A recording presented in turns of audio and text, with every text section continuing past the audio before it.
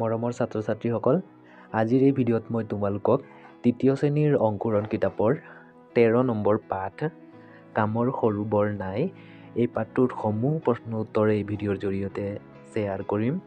তোমালোকে ভালদৰে ভিডিঅ'টো চাবা আৰু প্ৰশ্ন উত্তৰবোৰ বুজিবা আৰু বহীত লিখি ল'বা, ঠিক আছে? আৰু যদি তোমালোকে মোৰ এই চেনেলটো ছাবস্ক্ৰাইব কৰা নাই তেনেহ'লে ছাবস্ক্ৰাইব কৰি ল'বা দেই। কাৰণ ছাবস্ক্ৰাইব কৰিলে এনেধৰণৰ ভিডিঅ'বোৰ মই যেতিয়া ইউটিউবত আপলোড কৰিম তোমালোকে ভিডিঅ'টোৰ নটিফিকেশ্যনটো পাই যাবা, ঠিক আছে? যদি ছাবস্ক্ৰাইব কৰিবলৈ নাজানা তেনেহ'লে শিকি ল'বা বা ডাঙৰ মানুহ এজনক কাৰোবাক কৰাব ছাবস্ক্ৰাইব কৰিবলৈ ক'বা, ঠিক আছে? আৰু তোমালোকে মন দি ভিডিঅ'টো চাবা আৰু যদি অসুবিধা হয় তেনেহ'লে ভিডিঅ'টো ডাউনলোড কৰি ল'বা, ঠিক?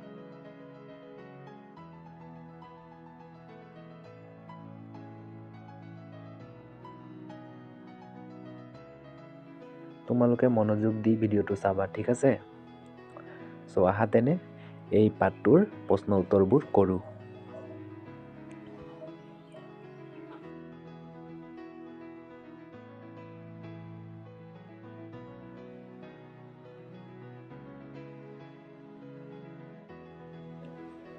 প্ৰথম ক্ৰিয়াকলাপৰ ক নম্বৰ প্ৰশ্ন, চিপাহীকেইজনে দাঙিবলৈ চেষ্টা কৰা বস্তুটো কি? ইয়াৰ উত্তৰ হ'ব লোৰ চটী। খ প্ৰশ্ন, চিপাহীকেইজনক আদেশ দি থকা ব্যক্তিজন কোন? ইয়াৰ উত্তৰ হ'ব বৰমূৰীয়া জামদাৰ। মানে চিপাহীকেইজনে কি কৰি আছিলে? লোৰ চটীটো উঠাই আছিলে আৰু চিপাহীকেইজনক লোৰ চটীটো উঠাবলৈ বৰমূৰীয়া জামদাৰে আদেশ দি আছিল, ঠিক আছে? গ নম্বৰ প্ৰশ্ন, অৱশেষত চিপাহীকেইজন সহায় কৰিবলৈ কোন আহিছিল? চিপাহীকেইজনক সহায় কৰিবলৈ কোন আহিছিল লাষ্টত? ইয়াৰ উত্তৰ হ'ব ঘোঁৰাত উঠি থকা মানুহজন আহিছিল। ঘ নম্বৰ প্ৰশ্ন, প্ৰধান সেনাপতিজনৰ নাম কি? উত্তৰ জৰ্জ ৱাশ্বিংটন। ঙ নম্বৰ প্ৰশ্ন, প্ৰধান সেনাপতি পাছলৈ কি পদত অধিষ্ঠিত হয়? ইয়াৰ উত্তৰ হ'ব আমেৰিকা যুক্তৰাষ্ট্ৰৰ ভূতপূৰ্ব ৰাষ্ট্ৰপতি পদত অধিষ্ঠিত হয়, ঠিক আছে? এতিয়া নেক্সট প্ৰশ্ন, কোনে কাক কৈছিল লিখা? ক নম্বৰ প্ৰশ্ন, ধৰ ধৰ পাৰিবি, উঠিল, দে দে বল দে, এইটো কোনে কৈছিলে? উত্তৰ হ'ব বৰমূৰীয়া জামদাৰজনে চিপাহীকেইজনক কৈছিল।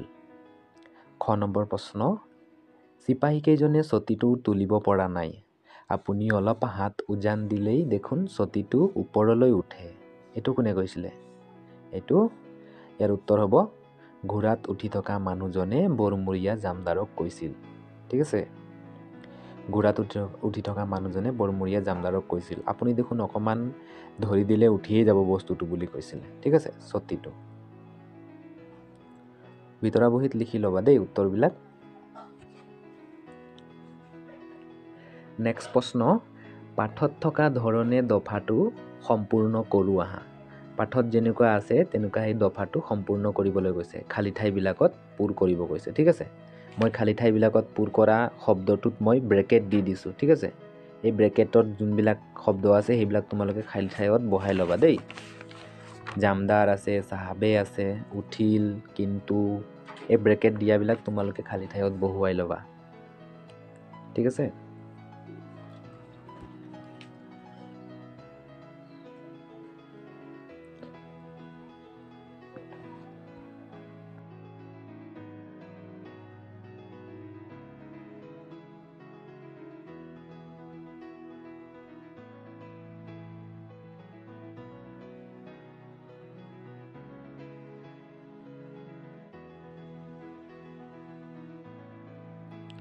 এতিয়া নেক্সট প্ৰশ্ন, তলৰ শব্দবোৰ পঢ়া, দলত আলোচনা কৰি শব্দবোৰৰ অৰ্থ লিখা, ঠিক আছে?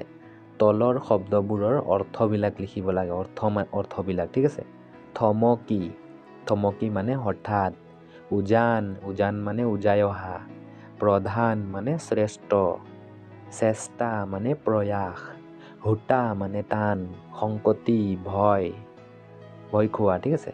লজ্জিত মানে লাজ কৰা, সক্ষম মানে সমৰ্থ, ভেম মানে অহংকাৰ, ঠিক আছে? ভেম শব্দৰ অৰ্থ হৈছে অহংকাৰ। এইবোৰ লিখি ল'বা দেই। এতিয়া নেক্সট প্ৰশ্ন, উদাহৰণ দিয়া অনুস্বৰযুক্ত শব্দটো পঢ়া, দলত আলোচনা কৰি তেনে আৰু 5টা অনুস্বৰযুক্ত শব্দ লিখা। অনুস্বৰ ব্যৱহাৰ কৰি 5টা শব্দ লিখিব লাগে, ঠিক আছে। মই লিখি দিছোঁ এয়া, শংকৰ, ঝংকাৰ, অহংকাৰ, ভংগ আৰু শৃংগ। চবতে অনুস্বৰ আছে, চাইছ নাই? শংকৰ, ঝংকাৰ, অহংকাৰ, ঠিক আছে। এইবিলাক 5টা লিখি ল'বা দেই।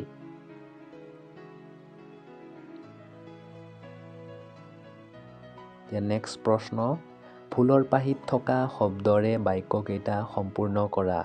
ঠিক আছে, ফুলৰ পাহিত কেইটামান শব্দ আছে, এই শব্দকেইটা ব্যৱহাৰ কৰি খালী ঠাইবিলাক পূৰ কৰিব লাগে। কটোৰ খালী ঠাইত হ'ব কেকু জেকুকৈ, খৰ খালী ঠাইত হ'ব দাই দুখ, আৰু গড় খালী ঠাইত হ'ব হাত উজাই। ঠিক আছে, এই খালী ঠাইবিলাকত বহুৱাই ল'বা দেই। মই ডট ডট দি দিছোঁ, ডট ডটবিলাক লিখিব নালাগে। খালী ঠাইত যি আছে বহীত মানে কিতাপত যে কাঠ পেঞ্চিল লৈ তোমালোকে লিখি দিবা দেই। বহীতো লিখিব পাৰা।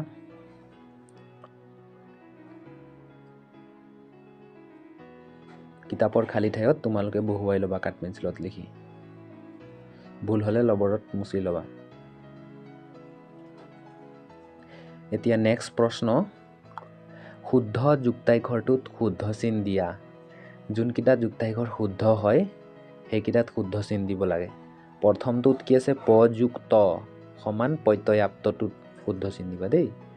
ক যুক্ত সমান কৈতয়াক্ত, ন যুক্ত নৈতয়ান্ত। ঠিক আছে, এই যুক্তাক্ষৰ আখৰবিলাক তোমালোকে শুদ্ধ চিন দি দিবা।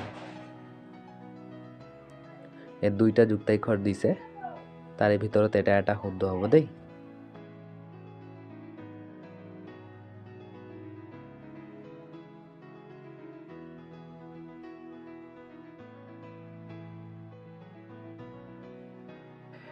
নেক্সট কুৱেশ্যন, কি আখৰ যোগ হৈ যুক্তাক্ষৰটোৰ গঠন হৈছে ভাঙি লিখা। ঠিক আছে, যুক্তাক্ষৰটো ভাঙিব লাগে। পয়লয় প্ল, মই ভাঙি দিছোঁ। ঠিক আছে, প যোগ ল, কয়লয় ক্ল, ক যোগ ল, দয় আদ দ, দ যোগ দ, হয়নয় হুন, হ যোগ দন্তীয়া ন।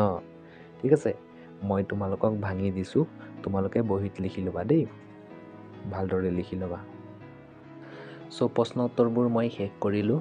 এতিয়া মই এই পাঠটোৰ সাৰাংশ অলপ বুজাই দিম, তোমালোকে ভালদৰে শুনি যাবা দেই। কামৰ সৰু বৰ নাই। ঠিক আছে, এই পাঠটোত বৰমূৰীয়া নামৰ এজন জামদাৰে মানে মহৰী এজনে তেওঁৰ চিপাহী কেইজনমানক লুৰ চকী এটা উঠাবলৈ আদেশ দিছিলে। সেই লুৰ চকীটো ইমান ভাৰী আছিলে যে চিপাহী কেইজনমানে উঠাব পৰা নাছিলে। আৰু সেই উঠাবৰ সময়তেই এজন ব্যক্তি, যোনজন আছিলে জৰ্জ ৱাশ্বিংটন, সেইজন ব্যক্তিয়ে কি কৰিলে, ঘোঁৰাত উঠি আহিছিলে আৰু চাই আছে, লুৰ চকীটো উঠাব পৰা নাই, সি চাই আছে।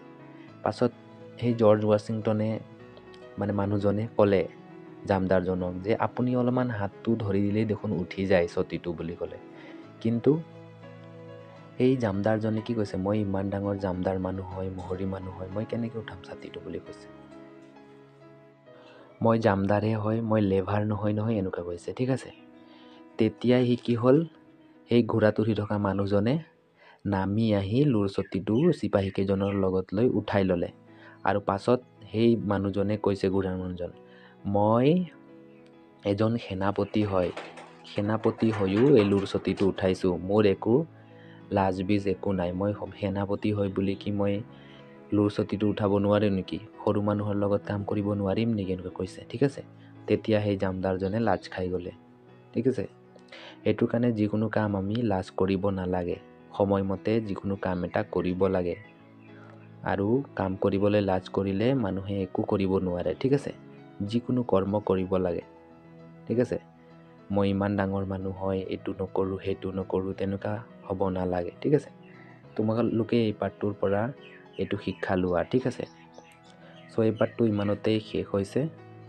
তো ইমানতে মই ভিডিঅ'টো ক্ল'জ কৰিছোঁ। ঠিক আছে, তোমালোকে ভালদৰে পঢ়িবা দেই। বাই, থেংক ইউ ফৰ ৱাচিং, বাই।